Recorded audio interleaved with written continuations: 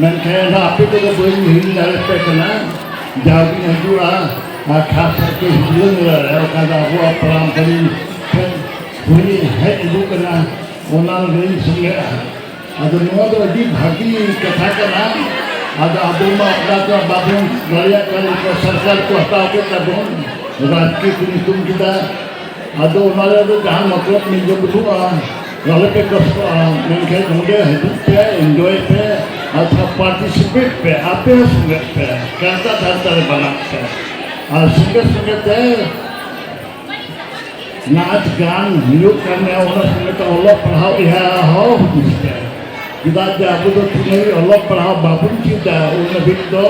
लहा बाबुन लहा करेगा Nito masa India independent berkata Ahmadin huina sanam dut ko lahat di kana menka bodo paraham bon parahau kan menka en ho babun lahat kaya kana arona kalam do noa kana bla holok parhat karte ho are biye piti karte ho abu met bang masal kana sut bidal bang bodo kani so hidayah ka hotis hai kana apna apna lahte hain तो उनका तो business का Nawaz business बंद की तो MA BA कीजिए lucky है तो आपको नौकरी मिल जाएगा जी लेकिन नाच नहीं फूटता है और समाज के बारे में चिंता नहीं करते हैं अब तो सब बोलते हैं कि हम बॉम्बे चले गए दिल्ली चले गए कोई लंदन चले कैसे करेंगे लेकिन आज जो डिजिटल एज है नवा जमाना तो जहाज गिनता है if you want to do something आप कर सकते हैं अब जैसे हम वहाँ रहते हैं 60 साल से फिर भी इतना प्यार है आप लोगों से गांव वालों से वहीं से कुछ करते रहते हैं छोटा मोटा काम कोई भलाई का कोई एक जमाने में हम लोग यहाँ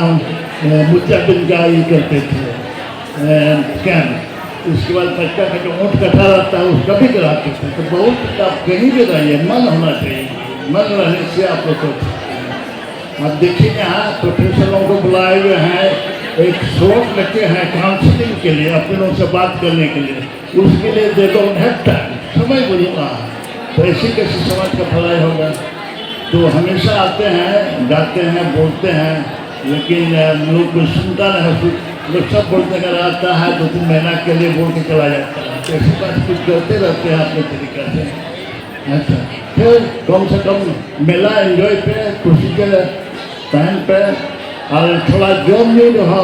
बुद्धिस्ट पे दिखाते हैं कि जंगल पहाड़ पानी सब चीज़ है ये फिर भी करीब हम लोग का है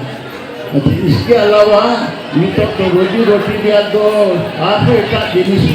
लग करना कोई जरूरी नहीं है कि सब MA BA पढ़ेगी अपना किसी तरह से स्कूल में पढ़िए 10+2 करके पॉलिटिक्स में जाइए और वहाँ नया नया चीज़ सीखिए मोटर मैकेनिक बनिए इलेक्ट्रिशियन बनिए जिसका डिमांड है उतना तो पढ़ा और जिसको पैसा है जिसको अकल है जाति चाहता है पढ़ने पढ़े उसको कोई रोकने वाला नहीं है लेकिन है कि जैसे समाज से भी याद रखिए आप पढ़ लिख के तो हम लोग बाहर चले जाते हैं भाग जाते हैं लेकिन ऐसा नहीं होना चाहिए हम लोगों का भी जवाबदेही अपने समाज के तरह है जैसे सरकार कानून बना दिया है कि जितना भी कारखाना है उसको अपना सोशल रिस्पॉन्सिबिलिटी के तरह में कुछ करना चाहिए लोग यहाँ तक कि यूनिवर्सिटी को भी कानून बना दिया है तो उनको भी करना चाहिए किताब पढ़ाने का है और सब भी कराने लेकिन हमारे यहाँ प्रिंसिपल साहब बैठे हैं सुन रहे हैं अपने बताएंगे क्या करते हैं तो ये सब ठीक है सब बढ़िया है लेकिन इसके अलावा थोड़ा सा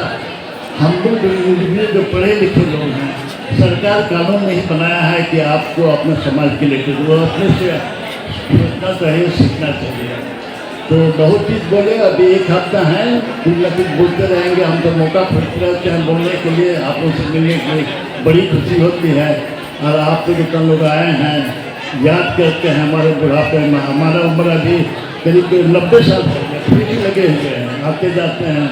अपने खैर दिमाग छड़ी पड़ रहे हैं लेकिन दिमाग अभी काम कर रहा है तो मन की बात है कोशिश करने की बात है बहुत बहुत धन्यवाद हमारे को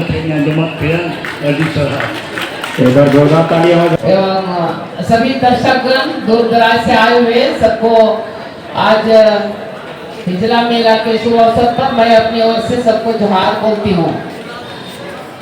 और हर साल की भांति इस साल भी हम लोग ये बड़ी उल्लास के साथ हिजला मेला महोत्सव में हम लोग सम्मिलित हुए हैं और इसकी इतिहास तो सारे लोग नहीं मालूम है, फिर भी मैं एक दो लाइन मैं पढ़ के सुनाना चाहूंगी कि मैंने कैसे कब से इस मेला का आयोजन शुरू हुआ,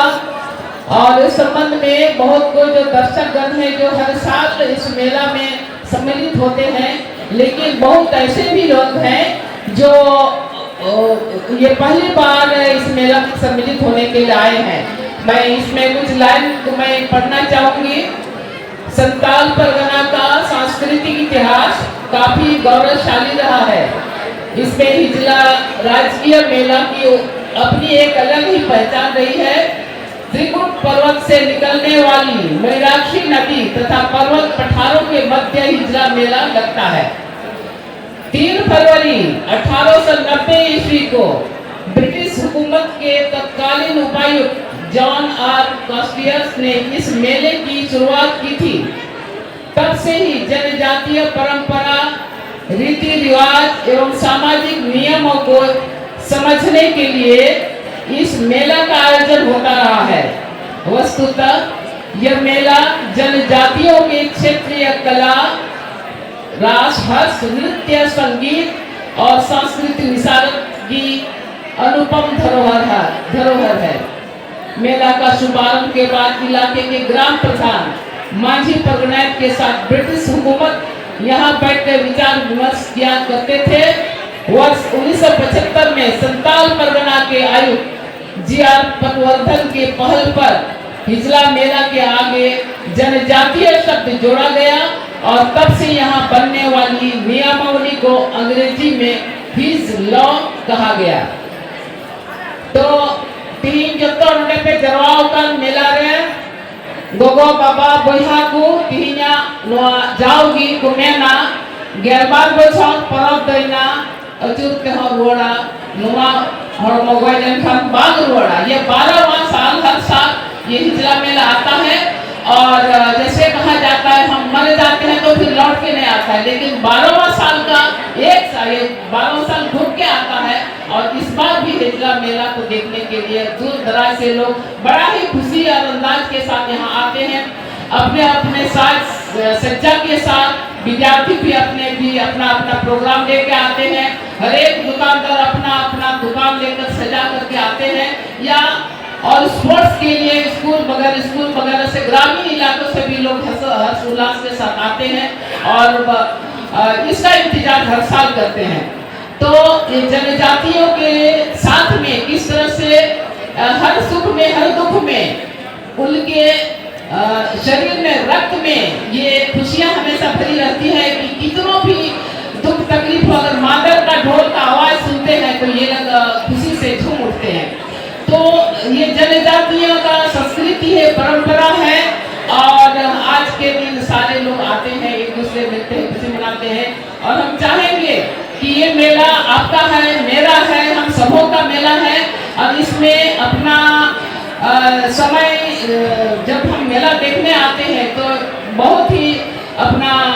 ईमानदारी के साथ हम इस मेला में आए घूमे और जितने भी असामाजिक तत्व है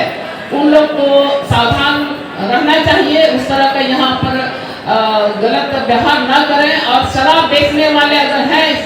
तो प्राय आदिवासी समाज जो इस एक कोड से हम पीड़ित है, कम से कम वो लोग को मेला परिसर के अगल बगल उन लोग का हम नहीं परिवेश उन लोग का नहीं पदार्पण हो और इस मेला से उन लोग दूर रहे। और इस मेला में मैं आदिवासियों को ये कहना चाहूंगी कि ये मेला हर्ष उल्लास के साथ हमारा प्रगति का एक बहुत बड़ा नमूना है कि हम इतने लोग हम करते हैं,